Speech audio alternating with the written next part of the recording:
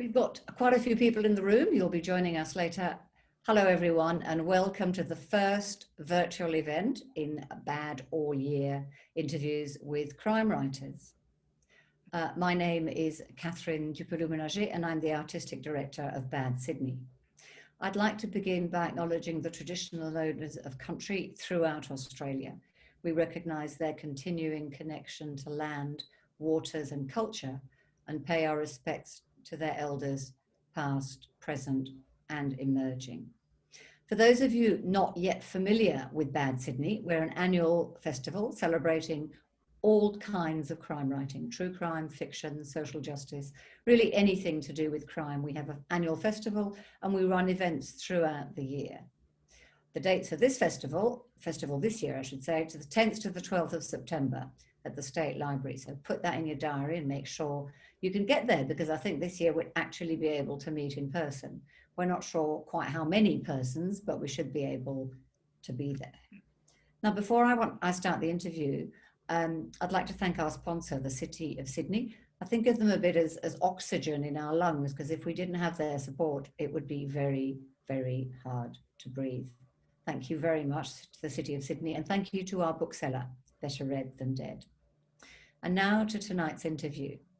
I'd like to welcome Michael Brissenden for joining us from Narrabri, I think, somewhere. That's right. Where you're working on a story. So that's really good. Michael, as anybody who's ever watched or listened to the ABC for the last, 20, 30 years knows, Michael's a journo. I don't think I need to say much more about that. You are a familiar voice and a familiar face. But you'll be talking about your latest book, Dead Letters. Now, Tim Ayliffe is also a crime writer. His third book comes out later this year, and we'll have a chance to, I hope to see you at Bad in September, Tim. He's a journo as well. So there we are, one journalist to another. Now, let's get on with tonight's interview. I'll just tell you quickly how we're running it. Michael and Tim will be speaking for about 40 minutes. Hold on to your questions until about 20 minutes before the end, and then send them through on the Q&A facility. Tim will remind you so you know what to do. I'm sure there'll be plenty of questions, and then Tim will ask them on your behalf. I'll pop back at the end to thank our speakers and say goodbye. And now I'll hand over to Tim. Thanks so much, Catherine. Thanks so much for joining us, everyone. It's really exciting to be invited to do this tonight with Michael for his terrific new book, Dead Letters, which I can testify is an absolute cracker. So we're going to talk a lot about that tonight. We're also going to talk a lot about Michael himself, what drove him to writing books, why on earth you try to do that and juggle a busy career at the ABC making Four Corners documentaries. Yeah, to start with, Michael, as I said, I've read the book. It is a really enjoyable read, the sequel to The List. And Sid Allen is back with his bottle of Bushmills, and he needs more than a sip occasionally. Tell us a little bit about the book. What's Sid caught up to this time? Well, look, this really isn't a sequel to The List, but it's a separate book. You don't have to have read The List to read this, and this is really about, it's exploring a whole lot of other things. The List, I think, was probably more counter-terrorism to start with, and this, although it starts as a sort of counter-terrorism thriller, or you think it is, in fact, some of the issues, that's a bit of a smokescreen to actually what really goes on. And this is also different in the sense that it's two crimes. One's a historical crime and one's a contemporary crime. But what it does is it ties these two crimes together. It ties the two characters together. Sidney Allen, who is the investigator, who is working for a joint sort of loose counter-terrorism, political crime sort of unit out of Central Crime Command in Parramatta, and a journalist called Zephyr Wild, who is investigating the death of her mother. And the death of her mother and the death of the historical death of her mother and the contemporary death of a politician are connected in a way that brings both her and Sid together.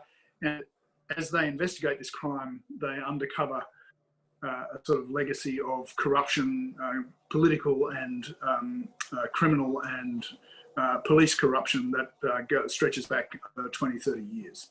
And it's also a book about the changing nature of Sydney as well, in a lot of ways. Yeah, Michael, I should have made that really clear, actually, that, it being same characters as the first book, Will Sid Allen's Back, it's definitely a standalone. And I've read both the list and this, and there's some good little reminders in there of what, Sid's life, and he's an interesting character with a long history. I want to talk a lot more about the book a bit later, but just give us a bit more on Sid. He's a really fascinating character. So background. I actually wanted I wanted in this book to actually flesh out his character a bit more, and I think, I think I've sort of succeeded in doing that. Mm-hmm. This, Sid began in the AFP in Canberra, and then was seconded to work with Special Forces as an investigator and sent to the Middle East, to Afghanistan. Like a lot of people, he was sent on too many rotations and has come back. He came back from that conflict slightly damaged, but also emotionally scarred by the fact that his partner was killed in an operation, who was also posted there, was killed in an operation that he should have been on. He carries a lot of guilt about that. It took him a long time to get over that, and he was helped in that by the establishment in the list of this new joint counterterrorism force, which he was initiated into, which was called K Block, run by a mix of intelligence and AFP and the New South Wales Police Force. So he's quite a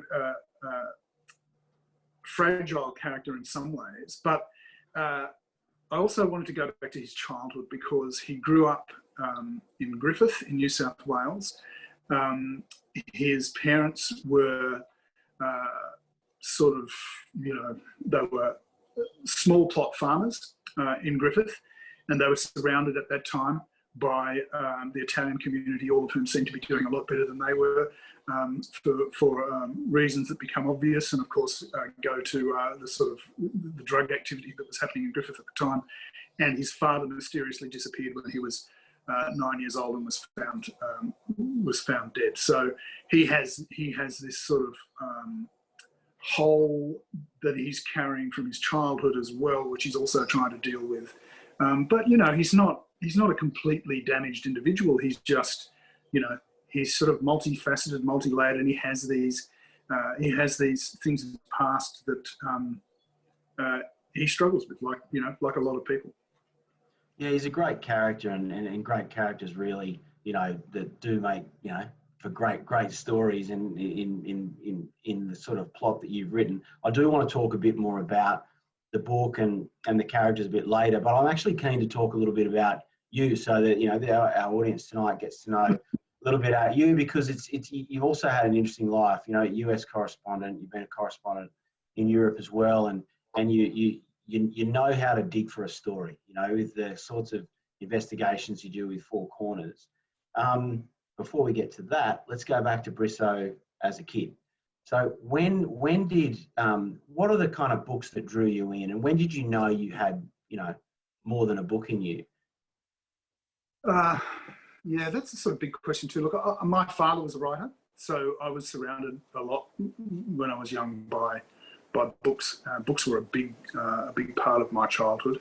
My father actually was an English academic at the ANU, and his big gig was English literature and modern American poetry until he sort of got into his late 50s, and he retired early through illness and started writing thrillers. But he was always a big thriller reader, and there were always like piles of thrillers and crime novels around the house, and he rarely left the house without taking one, in his jacket pocket or something like that. So he was a big voracious reader of that sort of fiction.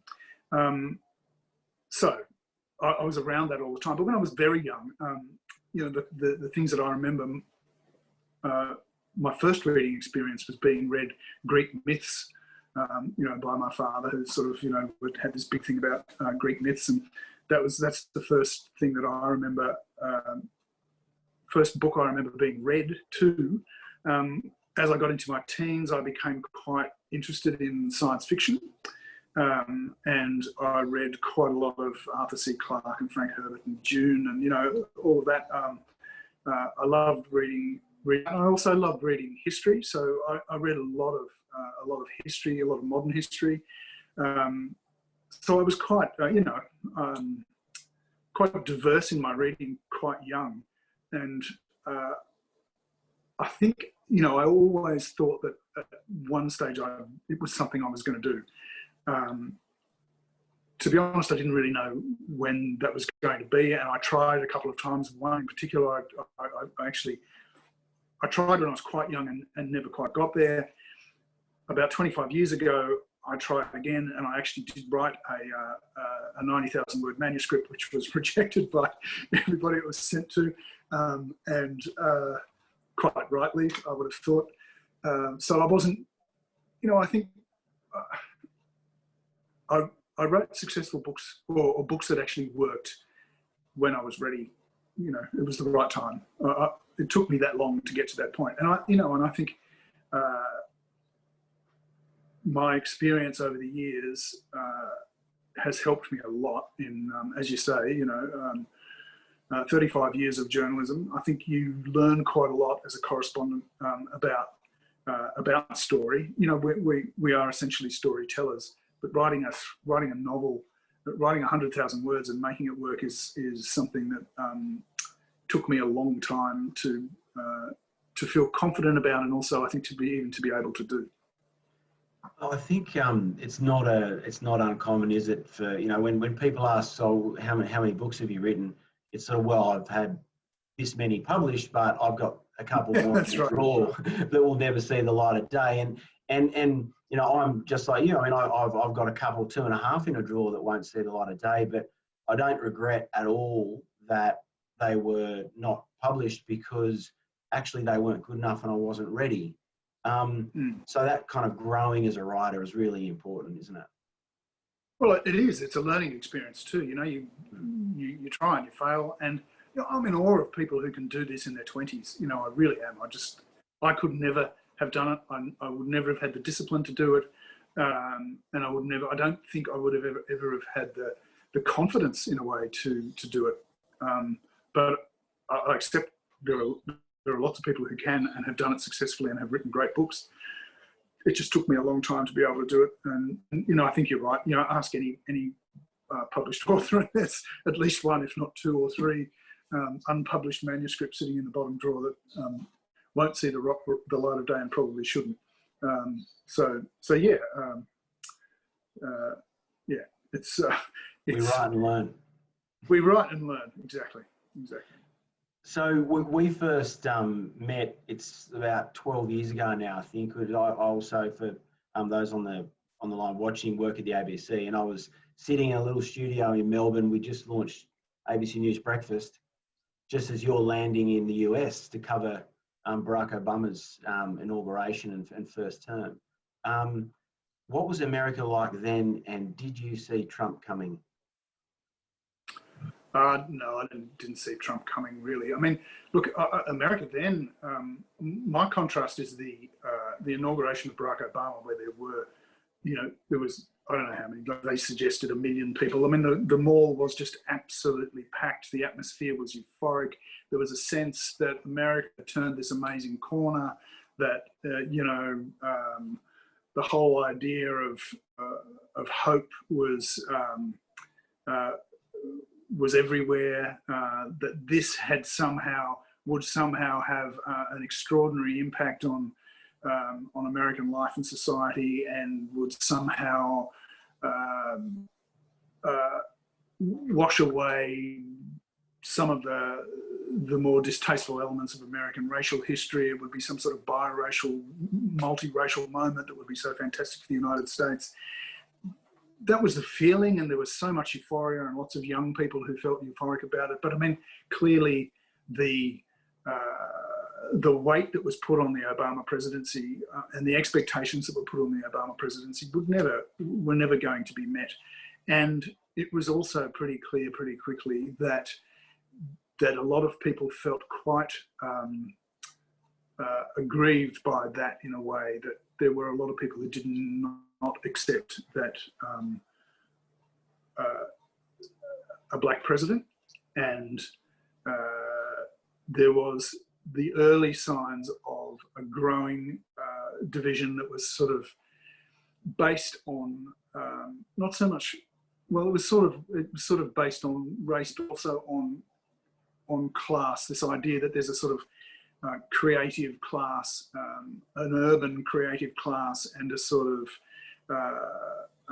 rural, disenfranchised group of people who were being ignored, and particularly felt ignored by the Obama presidency. And we saw the rise of that through things like the Tea Party in particular, and they pushed the Republican Party further right. They radicalized sections of the Republican Party, and when Trump came along, those were the people he was appealing to, and those were the people who actually swayed things in his favour during the primaries, and that's why he emerged as the candidate and ultimately as the president. And what an extraordinary ride it's been.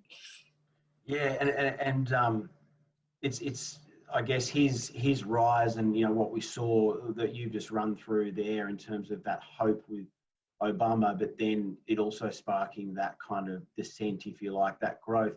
A lot of that's to do with, I think, the rise of social media, this sort of ungovernable, place where people could say whatever they like and sort of find people to agree with. We see things like, the far right nationalism that we're seeing in America grow in many other places. And in Dead Letters, coming back to the book, one of the sort of the big characters in your book, for me as a reader, was your white supremacists.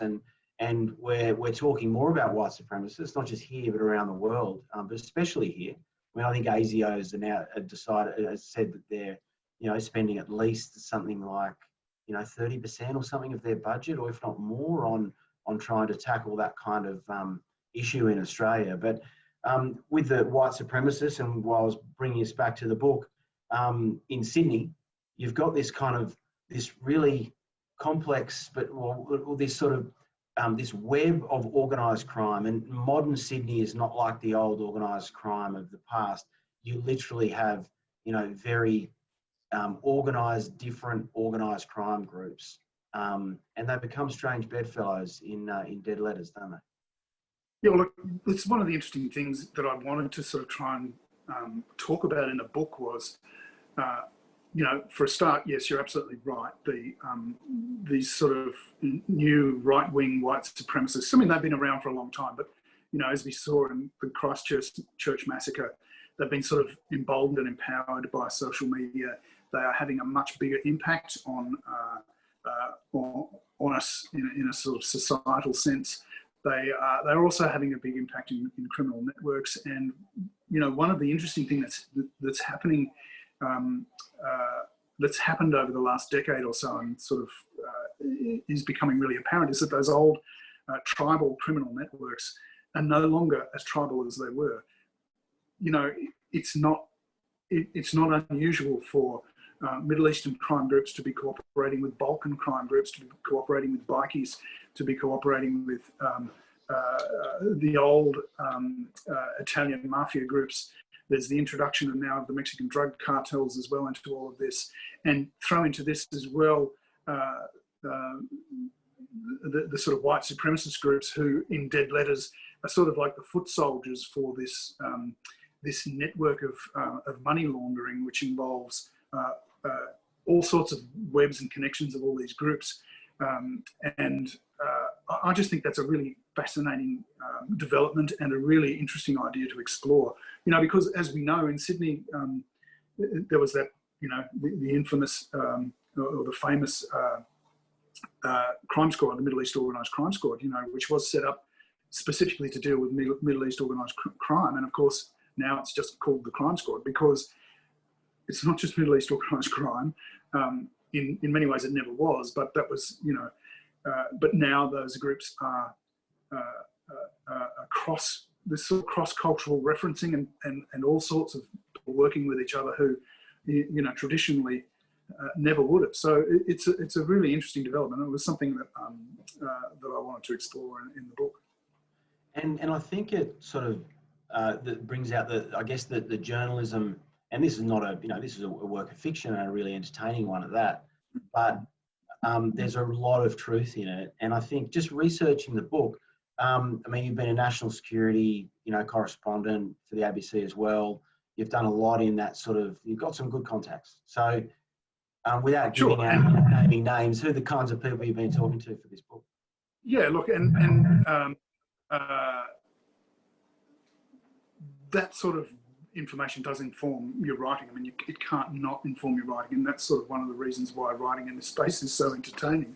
The list, the first book, was very much informed by my time working as the national security correspondent, where a lot of the conversations that I was involved in was conversations around the terror threat and the sorts of issues and problems that was causing, not just for law enforcement, but for us culturally, for immigrant communities, for politics. This was something that, engaged sort of all levels of our society. And similarly, in this book, this is not a counter-terrorism focused book. In fact, it's a sort of, in some ways, it's sort of more of a sort of procedural crime book and a political thriller.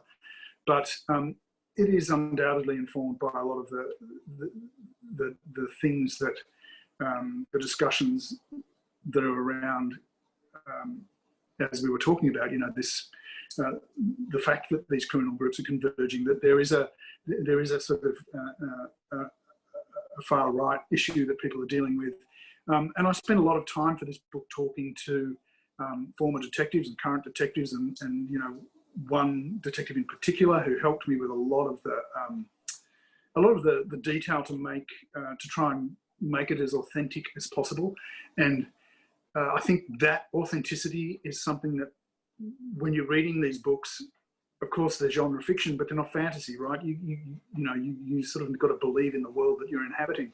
And I remember I'd written the first draft of this book, and I sent this to this guy who was helping me with those sorts of details, And one of the opening scenes is where they find where Sid goes to the crime scene, which is the murder of the head of the Parliament's Intelligence and Security Committee, who's found murdered in Brighton on the Sands. And I had so totally underwritten that scene, because the guy came back to me and he said, well, look, this is what's going to happen, right? This is the murder of a politician. This is what's going to happen, and that was great. Like, that sort of stuff really helps. We talked a lot about Sid earlier, and I guess the importance of big characters in books. Let's talk a little bit about Zephyr Wild as well. She's a great character, and she's a really strong, female character as well. The plot that connects her to Sid is a really clever one. Without giving too much away, let's talk a little bit about her and where that idea came from, if you can. So there are two, like I said, there are two crimes here that are connected. One is a historical crime, which is the murder of Zephyr's mother. So Zephyr's about to turn 30. Her mother was killed when she was 10 years old, and her mother was a brothel madam in Newtown in Sydney in the 1980s and 1990s. And that story is sort of loosely based, well, very loosely based on a story of Shirley Finn, who was brothel madam in Perth in the 1970s. I read that story and I thought, well, that's a really fascinating story, because what happened there was that she was involved in a relationship with a politician. She was obviously running an illegal establishment, so she was involved with criminal networks as well. There was money being laundered through her business, and she was under pressure from the tax office, and she threatened to blow the lid on it all and everybody that she was engaged with. And of course, she was murdered. It remains a cold case as far as I'm aware. And I thought, you know, what a fantastic vehicle for that sort of story. Like, what happens when people who are politicians in particular start out their careers and make mistakes and get engaged with this sort of activity, and they then go on to reach very, very powerful positions later in their political careers, and those early mistakes and crimes in this case come back to return on them and come back to haunt them. So that's a sort of very long-winded way to get back to Zephyr, who is 10 years old. She, when her mother is murdered, she goes to live with her grandmother out of Sydney on the south coast, and she comes back determined to find out what happened to her mother. And she says to Sid in one of the scenes, she says, in this discussion, she says, well, you know who I am? And he says, yes, of course I know who you are. Everybody knows who you are, because she's become a crime reporter for the Herald. And she says to him, well, I could have gone two ways. I could have, you know, joined you and become a cop, or but the words are the only things I'm good at. So this is why this is where I am. This is what I'm doing, and I'm doing it, principally because I want to find out what happened to my mother. So she starts investigating that. She's helped in that investigation by. She was being helped in that investigation also by the Daniel Leroy, who was the head of the security committee, who was killed, who was murdered, and of course. That's how the two crimes are connected. And as you go through the book, you find out why they're connected, how they're connected, and what the consequences of those connections are. There's a lot of, you know, like truth that informs the fiction that we write, and that you've just run through with Dead Letters. But I think there's also, just in general, there's a lot of truth in fiction. We've spoken about this before. It's a really effective window into the world. Crime fiction can be, can't it? Yeah, look, and I think it's really, crime fiction is having a moment right now when politics appears so dysfunctional, where society appears so riven with divisions. And you know, there was a fascinating piece in the New York Times about a month ago where someone was writing a long sort of complicated essay about literature and its interplay with politics, and you know, one of the conclusions that this person made was that actually it's crime writers who at the moment seem to be the ones who are stepping up to the responsibility of sort of highlighting these highlighting most effectively these divisions in the sort of cultural shifts, the social challenges, the political challenges that we're all facing. And I do think there's some truth to that, because if, you know, in a way, if you want to know what's really going on in our culture and our society at the moment, often the best of these sort of genre fiction books do that through simply by place, by dialogue, by reflecting the sort of the gritty reality of the life that a lot of people are leading. And it's a very, very effective way to talk about these wider issues that are coursing through our society at the moment. And I don't think it's, I don't think it's a surprise in a way that crime fiction is having a big moment at a time where the rest of the world seems so sort of chaotic and divided and uncertain, and crime fiction allows us to sort of explore all those ideas and put them into something that is both engaging and entertaining and escapist, but also real and without being didactic. As a writer, you can cover off on all sorts of issues as you work your way through, writing essentially a crime, in this case, a political crime thriller. And it's also not surprising that a lot of journalists, turn to crime. But it's not a new thing though, really, either, is it? I mean, in Australia, we've got, great crime writers like, obviously Chris Hammer, Michael Robotham, Jane Harper. They're all journalist backgrounds. In America, Don Winslow, Michael Connolly.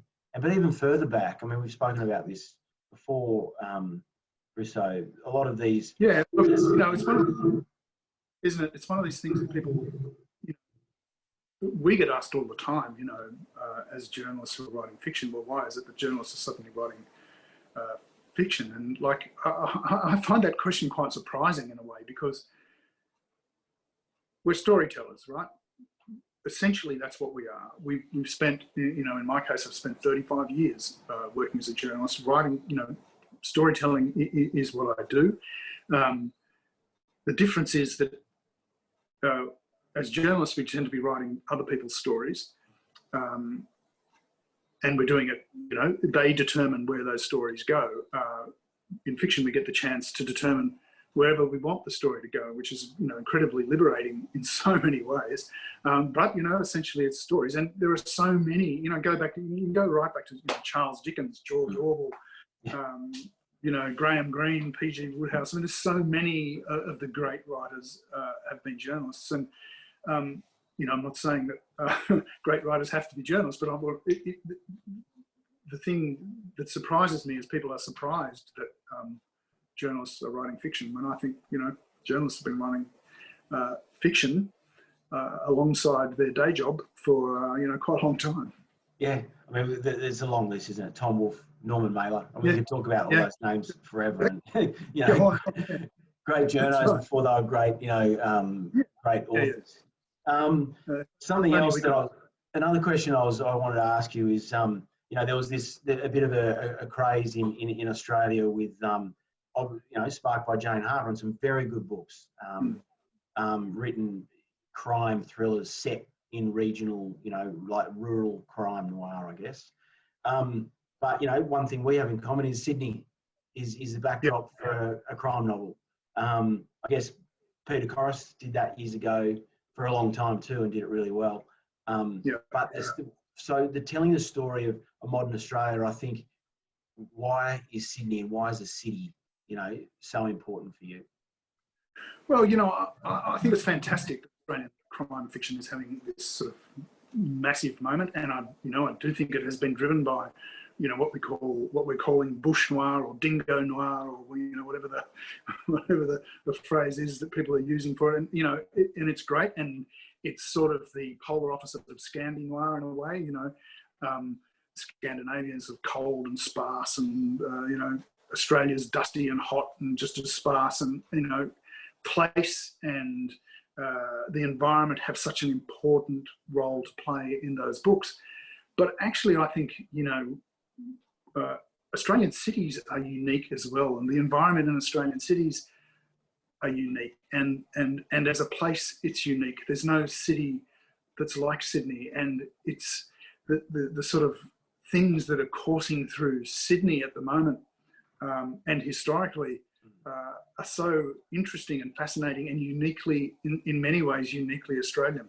So I think we can tell successful stories about successful Australian crime set in Australian cities that are uniquely Australian, and that's certainly what I've been trying to do. And the sort of multicultural experience in Sydney is sort of incredible, and it is so influential in the city. The sort of changes that have happened in Sydney through the gentrification process in the inner Sydney areas, which have turned inner Sydney, quite frankly, into a lot more of a sort of monocultural place, and certainly a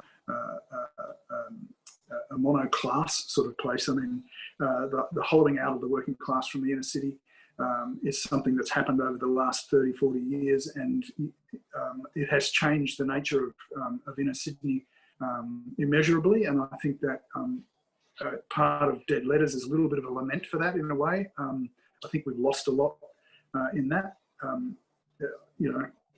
It's a different inner Sydney, but as that's happened, what's happened in the suburban areas and the suburban fringes of Sydney and other big cities in Australia has been an incredible transformation. It is so multicultural there, and it really reflects a very different Australia. So these are sorts of things that I think are really rich veins for us to explore as writers, and what better way to do it than writing crime novels, where you know, so much, as we've been already discussed, of crime is ethnically based, socially based, you know, and crime is also about politics. I mean, crime doesn't happen in a void. You know, politics.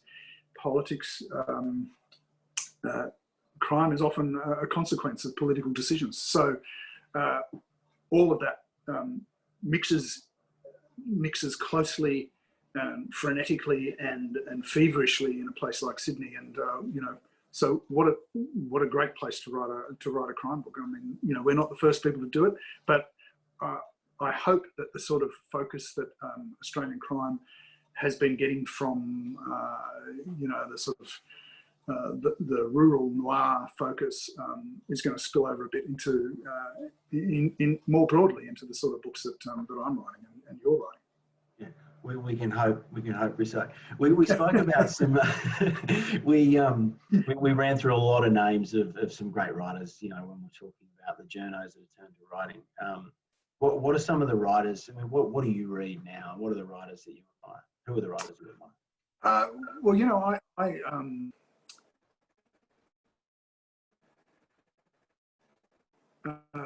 I mean, like I said, I do read quite widely, but when I'm reading these sorts of, you know, genre books, I think there are some people who are doing it really, really well at the moment. And when we're talking about when we're talking about using crime fiction to highlight some of the political issues that are coursing through our societies at the moment, and the cultural issues, you know, I don't think you can go past, well, Don Winslow for a start. I think his trilogy on the border, I think it's called the Cartel trilogy, but the border was the last one. It began with The Power of the Dog, and then the Cartel, and then the border.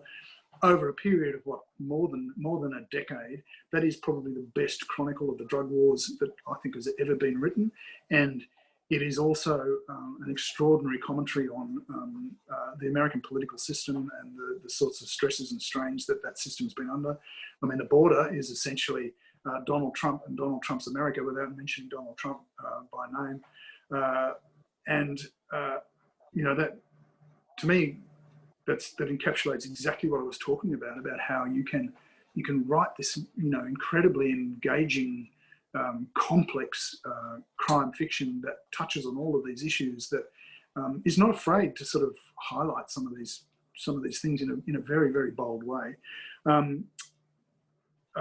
I've really liked reading, which is this little counterintuitive, but Adrian McKinty, who writes about, in his Sean Duffy series, writes about the Troubles in Northern Ireland in the 1980s, and does it in such a way that is so entertaining and engaging. But, you know, in many ways you learn more about the Troubles in Northern Ireland in the 1980s by reading his books than you do about sort of going back and reading history, because they, you know, they're real conversations happening between, you know, invented people, invented conversations between invented people that are actually rooted in reality, yeah, they're a terrific insight into what it was like to be there at that time. Yeah, look, there's so many out there. I mean, I love reading Walter Mosley as well, you know, for the sort of LA element. Yeah, that's a few off the top of my head. Yeah, no, some good tips. I'm a big fan of the Cartel series. Really enjoyed The Force actually as well, which was Don Winslow's sort of, you know, modern Serpico, if you like. It was a brilliantly written book. Yeah. I might just take this moment just to mention to everyone, if you've got some questions that you'd like to ask Michael, then there's a little tab at the bottom of your screen that you can click on, the Q&A tab, and I will be checking that over the next sort of 20 minutes as we're drawing to the last third of the interview with Michael, and I'll ask your questions for you. So while I'm just waiting for you to start dropping your questions in, please do. I want to ask you a question, Michael, about The Juggle. So Four Corners is a really, really, really big, you know, show. It's a fantastic show, but those investigations take it out of you. How do you balance working as a journalist with such a big job like that and writing as well? Yeah, look, it's really hard. I don't actually do it very well, to be honest. I took 4 months long service leave to write when I was ready to sort of really crunch the first draft of this book. But I tended to work, you know, in fits and starts when I had time on some chapters and on ideas and on structure and on where it might go. But I really needed to have those 4 or 5 months of just solid focus on the one thing, because I just, you know, to get through that, it's impossible for me to do my day job at the same time. After I've done that, you know, I can find time here and there to do the rewrites, to do the edits, to do you know, to polish, to fix things up and to move things around. It's not quite, I don't find that quite as you know, intellectually intense as the first draft. So I don't think, you know, I couldn't do that and do a job as intense as Four Corners. So, but it is a constant juggle, isn't it? You know, like it's, I think, you know, one of the things as you get older, it's you actually, I've found anyway, you know, I actually want to do a lot of different things. I want to experience different things, and you know, as engaging and engrossing as working for Four Corners is, it's not the only thing I want to do in my life. So, you know, this helps actually give me some balance as well. You know, even though I do have to take time off to do that. Yeah, good one. So, a question that writers always get asked is in terms of how you're sort of planning. Whether you're a plotter or you're a pantser. If I got that right, I think that's the way they do it. I think that's what they say. Yeah. What are you, Brissenden? I'm a bit of both, actually. I tend to start out with a pretty strong idea. You know, in this book, it was like, what would happen if a politician was murdered? What would be the consequences of that, and where would it go? I tend to know where I need to have, you know, if you're talking about a 100,000 word manuscript, I try and like to know where I'm going to be about the 70,000 word mark, and what sort of surprise and twist, and you know, when you're on that run down to the conclusion, you need to have something there that really sort of spins the story. So I like to try and have that, but I don't often know how I'm going to get to those big plot points.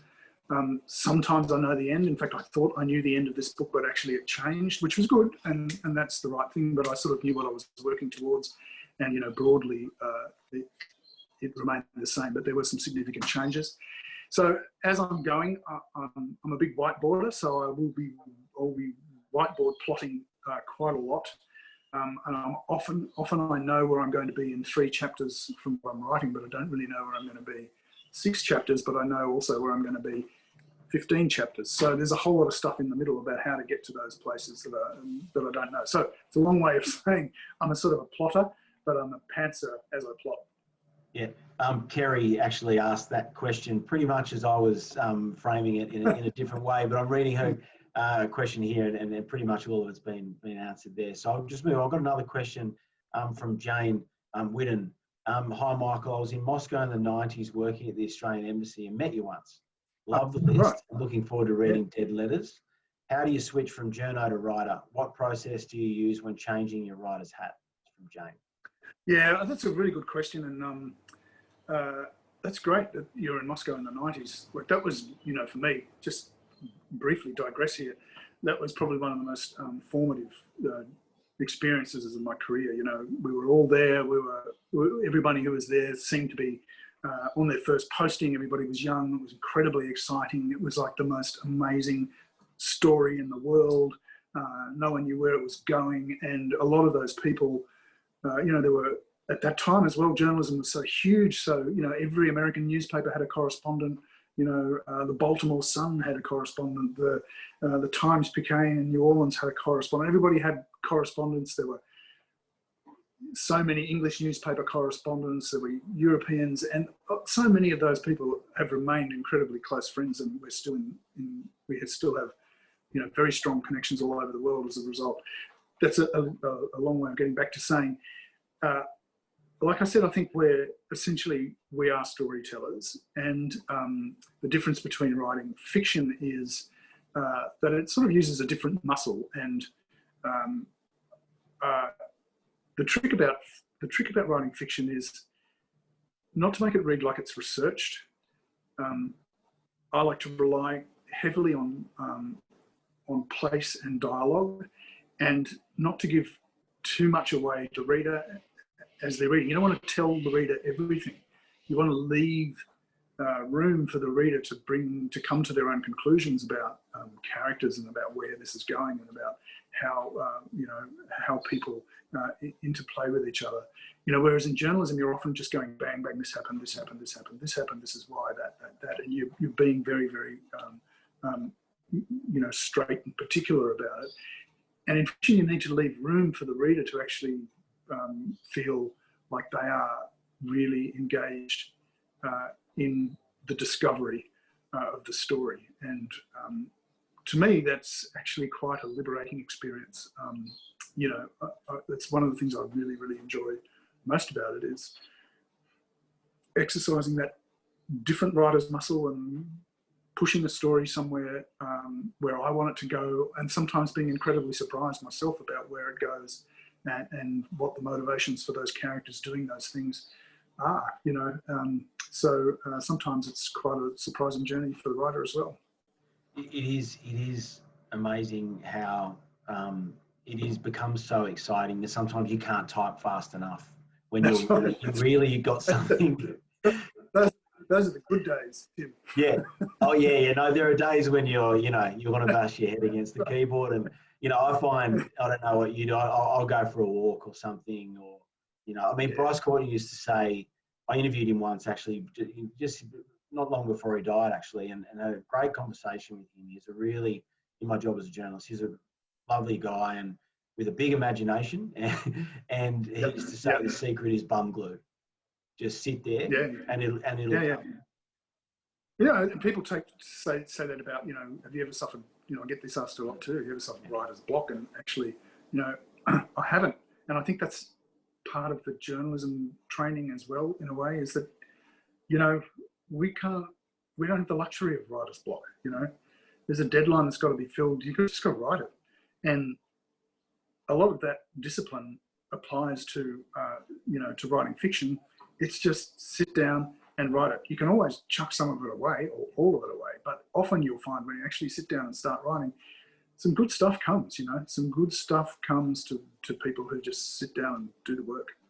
And nothing's ever wasted, really, either. Even the stuff you delete because, it's got you moving in a direction and maybe it's the wrong one. So you're going to get back on track. Exactly. Yeah. I've got a question come through. We were talking about sort of the city noir, genre that you Dead Letters would very much be able to describe as. Crime in Sydney, do you think, are you, from all your conversations and that, what's the underbelly of Sydney like, and how do you think it compares to some of the other, big international cities? Well, I think there's sections of Sydney, aren't there? It's quite sectioned. And, although we say, we were talking about the convergence of criminal gangs and criminal, ethnic gangs and all the rest of it, it's pretty clear that Sydney is still divided up into areas of control. So, you'll have the Lebanese controlling one area, the Iraqis controlling another area, the Balkans controlling another area, and provided, they don't sort of cross over and encroach on each other's territory, generally it seems those rules are respected. I think in terms of inner Sydney, the Sydney that I inhabited in the 1980s, which is what I wanted to reflect through Zephyr's mother, Shirley, and the life that she had, was a different, rougher, more dangerous place. It was, a much more sort of, as I think we were talking about before, it was a more working class place in many ways. It was a more corrupt place. The police corruption in the 1980s and 90s was, as we know, was legendary. And inner Sydney was, you know, was a pretty lively place.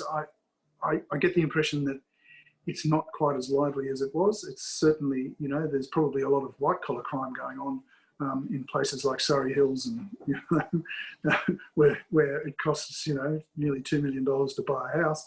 But you know, there's not a lot of sort of shifting of stolen goods out of the back of the pub and that sort of stuff that used to happen a lot in inner Sydney, and certainly when I was kicking around in the early 80s. And you didn't need to be in criminal networks to see that. The unifying thing, of course, is drugs, and the drug networks are everywhere. And that is the one thing that, you know, I also touch on in the book, is that, you know, the first thing that people think of whenever, the first thing the law enforcement really goes to whenever there is a big murder or a big crime is, you know, what are the drug connections? Because the drug connections are across the entire networks in the city. We've still got a little bit of time left. Anyone else with some questions out there, please send them on through. Any sort of writers out there, or those that are wanting some tips from Michael, then please send them on through, and I'll be sure to ask him. But something I'm interested in as well, you know, 2020 in many ways, you know, with the pandemic was a year that, you know, many of us were happy to put in the bin, and, you know, 2021 is sort of a little bit similar at the moment, but there's sort of hope on the horizon. But how did you go writing, you know, during the pandemic? Because, you know, for many, and I've heard other writers talk about it, for some writers it was, you know, it was great because it meant they had to stay home, lock themselves in a room, and that's actually what they love doing. But for others, it was this kind of thing, this weight on their shoulders, and, you know, particularly those with children. I know you've got children. It's it was something that was sort of caused anxiety across the board. Yeah, look, you know, I think it was a very difficult year for all of us, and very hard, I think, to concentrate on you know, big projects like writing. I mean, you know, for me, I was probably lucky that most of this was, you know, written in a fairly completed draft, you know, really before, well, finished sort of around about the time COVID hit in March. So the work that I had to do on it after that was, you know, polishing, editing, fixing up bits and pieces. You know, I think the interesting thing about COVID and writing fiction is how are we all going to deal with how we write about contemporary events now, and it's going to change things in a way. I mean, this book is set in 2019, so at the end of the book, the first hints of COVID arrive, and, you know, there's a way I deal with it there, but it does make it challenging, doesn't it, when you think about it? Well, what would you write about in how would you deal with, you know, COVID's a reality? How do you deal with it in a fictional sense when you're looking for authenticity? You know, it's going to be challenging. Be interesting to see what the books that come out from people who've been, you know, who have been writing this year about contemporary, you know, stuff. Yeah, that's right. I think that we're starting to see those first sort of COVID books, you know, pop out. I know, you know, Chris Hammer's Trust, he's got some references through there. That's right. Yeah, that's right. Yeah. So, do you think for you and is this, you know, I guess it's a what next for you as well. I'm sure you want to keep writing. You're good at it. I hope you do. Next on the horizon, could you see yourself writing something that's set quite heavily in the COVID pandemic period? I don't know. I guess you sort of have to. It's hard to know at the moment, isn't it? Because of the situation is in such flux. I mean, you might start writing it, and then, you know, by the time it gets published 2 years later, COVID's all over, and we've all got our vaccinations, and, you know, life back to normal. One can hope. I hope so, but I somehow don't think that that's going to happen. But it's a bit of a risk, isn't it? You know. Anyway, it's interesting. Yeah, I mean, Chris dealt with it in Trust. Chris Hammer dealt with it in Trust by setting Trust in a sort of post-COVID world. And I think in a way that's probably the only, you know, to give something a sort of an authentic longevity, if you like. That's sort of probably the only way you can really deal with it. Although, you know, maybe people are a lot more creative than than I am and can actually write the great dystopian COVID novel. And I'm sure there's plenty of people out there trying. Yeah, I mean, I wonder whether people want to read that right now. To be yeah, honest, exactly. And does anybody want to read it? That's yeah. right. But also, I wonder whether I think maybe it's one of those things where 10 years from now, we might start seeing some of the great COVID books written, or people will be reading the great one that was written 10 years ago. It is a big unknown, isn't it? Because it's been such a for many, we really have been lucky in Australia. We've gotten, it feels like we've still, lost lives. It's been horrendous, particularly in places like Victoria and that very long lockdown period. But as we sort of look at what's going on around the rest of the world, in the United States, in the UK, where, the United States, you're seeing, I think one person for every 730 people have died. It makes that experience seem pretty, which doesn't make very good thrillers. No, it doesn't. But yeah, so any final questions, people? You've got a couple of minutes, I think, to get them through. Michael, I think we're getting towards the end now, but how's it been for you being out on tour? Because it's a bit tough this time, but you've been able to travel around a bit.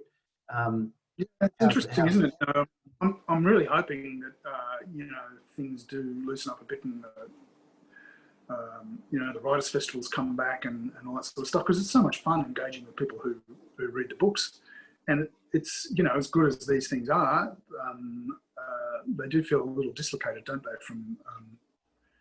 from actually being in a room with people. Although that said, the book came out last week, so I was in Melbourne for a couple of days before this, the recent case there. So Melbourne felt actually pretty good, and people were pretty free. The bookshops were open and very welcoming.